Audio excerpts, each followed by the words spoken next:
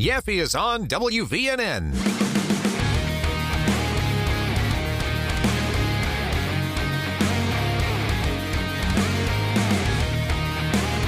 We're back here on the Yaffee program. This is News Talk 770 AM 92.5 FM WVNN. Yes, I'm Alabama's voice of reason. Huntsville's conservative conscience. Bugsy's in a better mood now. She got her plastic goose out of its package somehow. I had to cut it open. I think it was supposed to stay in there. I think so too. Supposed to be a display. But he's cute, so. I don't know why you have geese. It was supposed to be ducks on the board. I couldn't tell if he was a duck when I bought him. Although you have Labubu's up there too. No, right? I moved those. Oh, you did move those. I moved those. Yeah, it's all ducks and a fish and I a mean, dollar we already bill knew that you were has pro a bite geese. taken. Is this in memory of the geese that were killed? Yes, it is. It's a memorial goose. Memorial, great. It's my memorial goose. I still get 500 geese. I still get in a neighborhood. I can't even imagine that. Do you think they're gonna cull my rubber ducks and also goose off the board? Dale might. That's what happened to the Labubus, actually. Yeah, there is a good possibility Dale's going to go in there and cull some geese, get approval, and the USDA will have to come in. It's going to be a whole thing. I just don't know what's going on there. All right, if you want to answer the question I had at the top of the show, what the hell is wrong with us? The reaction that I've seen on social media to the death of Lindsey Graham, and a lot of it just from everyday people. I mean, in one sense, some of the podcasters like Hassan Piker, of course, are going to say outrageous things. They want to be outrageous and stupid. But why do normal, everyday people see a post and say, I must comment on this? And they'll say stuff like, I saw one post where the guy's like, oh, I was told once to, if I don't have something nice to say, not to say anything, so I'm biting my tongue. You're saying it then. You're saying, just don't. Why? Because we're so desperate for attention. That's all it is. We just want a virtue signal. This is how we feel important. We're getting meaning and purpose from all of the wrong places in our society. But you can tell me maybe what you think is wrong with us. I do want to talk about this, though. I wrote about it at YellowHammerNews.com. Tommy Tuberville did a speech, and this, I have to admit, this is politically speaking pretty brave, honestly, because this issue, and it's conservatives and liberals, Republicans and Democrats, who have all of a sudden started some kind of moral panic against data centers, against building new data centers. Now, I have said for a while, I understand being concerned. You build anything in a community, you have to think about how it affects the community, okay? Energy uses, whatever. I totally get that. But when I see a lot of obsession over this online, it seems to be, one, people just don't like AI. They're really worried about it. I say they don't like it. They're going to use it, but they're worried about it. We grew up with Terminator movies, so maybe that's why. Two, there's this sort of energy against big tech. You know, the Democrats say, oh, it's the billionaires, but the Republicans worry about big tech censoring stuff and all that stuff. But it also reminds me of when fracking started. We had the fracking revolution in this country, added a lot more oil, natural gas to our supplies. We're now a net energy exporter. That's why. And I remember when all that started, people were like, well, it's making our water catch on fire, and it's causing earthquakes, and it's ruining the environment. And it was more of a moral panic than anything else. So I sense some of that here. But Tuberville comes out and says, look, these data centers are coming. So he spoke on this. I'll read some of what I wrote at YellowHammerNews.com. U.S. Senator Tommy Tuberville is defending the construction of new data centers in the Yellowhammer State against critics who want them banned. Now, several cities across Alabama have been pumping the brakes on new data center projects this year, including Fort Payne, Coleman, Birmingham, Leeds, and Homewood. Just last month, the Coleman City Council voted unanimously to approve a one-year moratorium on data centers, doing so without commentary from council members. So as reported by 1819 News, Tuberville is currently running to be Alabama's next governor. We'll talk about what that's going to look like. This is just kind of one of the issues. Tuberville is going to be somewhat of a fearless leader on some things. He's similar to Trump in that regard. He's going to say things and not care as much about the backlash. But he said this. He said, needing more money, needing more availability for our jails, needing more help from mental health, needing things that are really going to help you every day to make your job a little easier and, to get politics out of it. We don't need it to be political. We need it to be family. We've got 67 counties. We've got 67 sheriffs. And we need to help every dang one of you, he said, but we need to give you the resources that get done. But then he gets into, okay, how do you get the resources? So he said, everybody asks, how do you do that? I've talked to several groups. I've talked to fire chiefs, police chiefs. Here's how you do it. We've got to grow our state. But one of the big things that's bringing in a lot of tax money across this country is these data centers. And everybody has heard about them, big tech and all that.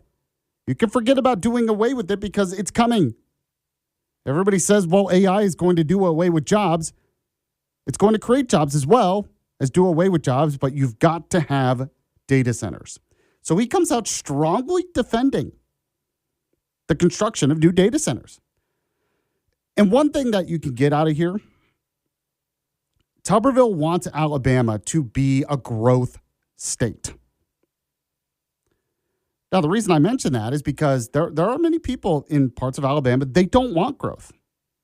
They don't want more people moving here. They don't want more houses being built. That happens. That always happens. Anytime you have a growing area, there's always those people that are like, no, I don't want anything. I don't want no more. I like the way it is.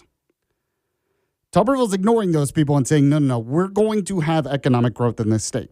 We are going to be a growing state. The economy, industry, population, it's going to happen.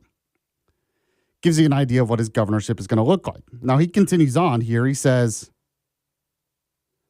I think there's 27 states that already said, we're not going to build data centers. We're not going to do that. It makes too much noise. It's going to ruin the climate. Bull crap is that's what Tuberville said. Bull crap. I kind of like this. He continues on. He says, they're listening to all this nonsense they see on social media that's coming from China because China doesn't want us to grow. The state of Alabama will grow. We're going to do data centers. It will help you tremendously. The tax money that comes from those things is unbelievable for schools, for law enforcement, for anything that's done. We're not the richest state in the country, but I'm telling you, we're fixing to make a big move on it. I like winning championships. I like winning. I do not like losing, and we're not going to lose. A lot of that comes with being able to grow the state in the way that it needs to be grown to make sure that we're ahead of the times. So what he is doing is very interesting because you have a lot of states out there that want to ban the data centers. And he is basically sending a message to these big tech companies and other companies, come to Alabama. All those other states, they're not going to be friendly to you. Alabama, we're going to be friendly to you. Industry, come to Alabama and we'll support it. So my question for you is, do you support it? This is going to be a big driver. So what does a governorship of Tommy Tuberville look like? Well, one, it's going to be energetic compared to what we had before. Kay Ivey was elected to basically be more of like a steady hand. There was corruption in the past. She comes in. She's not going to make too many bold moves. More of a steady hand, not very energetic. Now, Tuberville's going to come in, want to make bold moves and be energetic, and this is one area he's doing that. My question for you is, do you support him on this? And I'd love to hear you on the Yaffee text line, 866-494-9866, 866-494-WVNN. Now, there's another story here that just came up talking about what Tuberville's going to do as governor. And I say he's going to be our next governor. People are like, the election's not happened yet. And my response usually is that's cute. He's going to be our next governor. But according to 1819 News here, it says U.S. Senator Tommy Tuberville said he plans to overhaul the scandal-riddled Alabama Department of Corrections should he win his bid for governor. Now, as you know, the 2021 special session was called to set aside $1.3 billion in funding and expedite a process for the construction of 2 new prisons.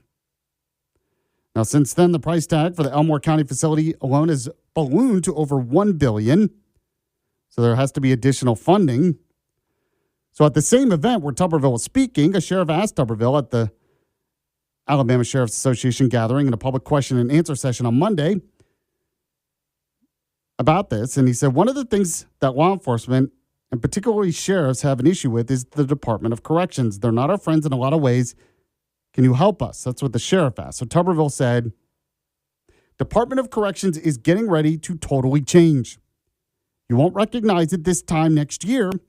It will change. We're leaking oil bad. I don't know where all the money is going. We're building one prison over there. It's supposed to be $600 million, and it's about 1.3 or 4 billion.